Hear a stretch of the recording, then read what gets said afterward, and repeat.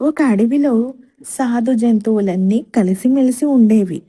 క్రూర జంతువులు మాత్రం సాధు జంతువుల మీద దాడి చేసి చంపేయడానికి ప్రయత్నిస్తూనే ఉండేవి. ఒక కుందేలుకు మాత్రం క్రూర జంతువులు చేసే దాడులు, మారణ హోమం నచ్చేది కాదు. తనకు తెలిసిన సాధు జంతువుల దగ్గర ఎప్పుడూ అదే విషయం గురించి మాట్లాడేది. మిగతా జంతువులు విరక్తిగా, క్రూర జంతువులు చంపడానికి, మనం వాటికి ఆహారం కావడానికే పుట్టాం, ఇది సృష్టి ధర్మం, మనం ఏమీ చెయ్యలేము అంటూ వేదాంత ధోరణిలో కర్మ సిద్ధాంతం గురించి బోధించేవి. కానీ కుందేలుకు మాత్రం ఆ మాటలు చేతకాని వాళ్ళు మాట్లాడే మాటలు అనిపించేవి. ఒకరోజు అడవికి రాజైన సింహం అనారోగ్యంతో ఉందని తెలిసింది. కుందేలు పరామర్శ చేయడానికి వెళ్ళింది. సింహం మూలుగుతూ మూలన పడి ఉంది. కుందేలు, ఏమైంది మహారాజా అని నిదానంగా అడిగింది. గొంతులో ఏదో ఎముక గుచ్చుకుంది. నాకు మింగుడు పడటం లేదు. ఏదైనా ఉపాయం ఉంటే చెప్పి పుణ్యం కట్టుకో. నా భార్య పిల్లలు నేను వేటాడి తెచ్చిన నాళ్ళు బాగానే తినేవాళ్ళు. ఇప్పుడు నన్ను ఒంటరిగా వదిలేసిపోయారు. వేటాడలేక, ఆహారం లేక నేను కృంగి కృషించిపోతున్నాను అంది మృగరాజు. చేసిన పాపాలు ఊరికే పోతాయా అంది కుందేలు. అంటే ఏమిటి నీ ఉద్దేశం? నేను పాపాలు చేశానా? ఆగ్రహంగా కుందేలు మీదకు ఉరకబోయి ఓపిక లేక అక్కడే కూలబడింది సింహం.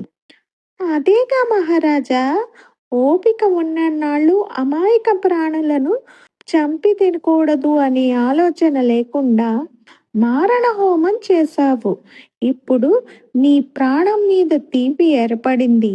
మిగతా జంతువుల ప్రాణాలు నీ ప్రాణం లాంటివే అని తెలుసుకోలేక నువ్వు చేసిన హత్యలు అన్నీ పాపాలే అనంది కుందేలు.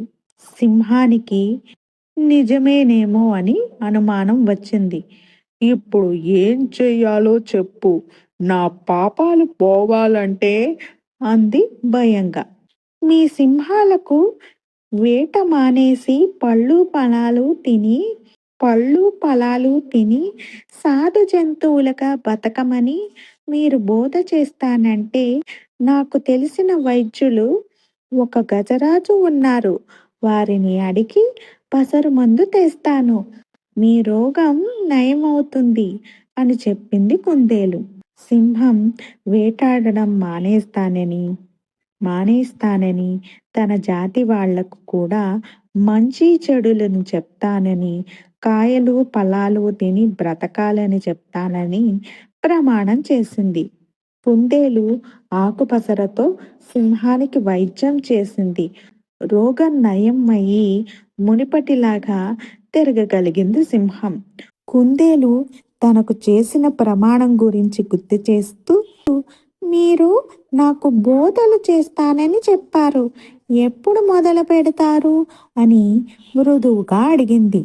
అవును, ఇదిగో ఇప్పుడే ప్రారంభిస్తాను అంటూ కుందేలు మీదకు దూకింది సింహం. కుందేలు ప్రాణభయంతో పరుగులు తీసింది. కుందేలు తను మూర్ఖులను మార్చడం కష్టం అనే విషయం అవగతం చేసుకుని, ఇంకెప్పుడు తను ఎవరినో మార్చాలి అనే ఆలోచన మానుకొని తనను తాను రక్షించుకోవడంలోనే తన తెలివి ఉపయోగించుకోవాలని నిర్ణయించుకుంది. ఇందులో నీతి ఏంటంటే, మూర్ఖుల మనసు మార్చాలనుకోవడం అవివేకం.